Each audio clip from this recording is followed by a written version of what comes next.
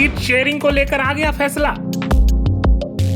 क्या अब यूपी को ये साथ पसंद होगा? 1/4 से भी कम सीटों पर कांग्रेस कैसे हुई तैयार?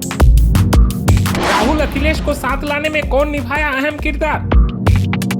आगामी लोकसभा चुनाव में उत्तर प्रदेश में समाजवादी पार्टी और कांग्रेस गठबंधन का बुधवार को आधिकारिक ऐलान हो गया है।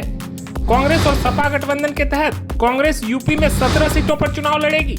यूपी कांग्रेस प्रभारी अविनाश पांडे ने कहा कि इंडिया गठबंधन के तहत पूरे देश में लोकतंत्र को बचाने के लिए और संविधान का सम्मान सुरक्षित करने के लिए देश की सभी जिम्मेदार पार्टियों ने जो तय किया था, उसी के अगले कदम के रूप में सपा और कांग्रेस यूपी में सीटों के शेयरिंग को लेकर जो 80 लोकसभा सीटें हैं, उस पर दोनों दलों के अध्यक्षों के कहने पर एक कमेटी स्थापित की गई, जिसके जरिए सभी पार्टियों को साथ लाकर बीजेपी का मुकाबला और उसे कैसे हरा सकते हैं, उस पर तय किया गया। लोकसभा चुनाव में उत्तर प्रदेश की जिन 17 सीटों पर कांग्रेस चुनाव लड़ेगी, उनमें रायबरेली, अमेठी, कानपुर नगर, फतेहपुर सीकरी, बांसगांव, सहारनपुर, प्रयागराज, महाराजगंज, वाराणसी, अमरोहा, झांसी, बुलंदशहर, गाजियाबाद, मथुरापुर, सीतापुर, बाराबंकी और देवरिया शामिल हैं। सपा के प्रदेश अध्यक्ष नरेश उत्तम पटेल ने कहा कि हमारे देश में लोकतांत्रिक व्यवस्था और संविधान के स्वरूप को जो कमजोर करेगा, हम उसका डटकर मुकाबला करेंगे। लोकसभा चुनाव में कम समय है, ऐसे में भारतीय राष्ट्रीय कांग्रेस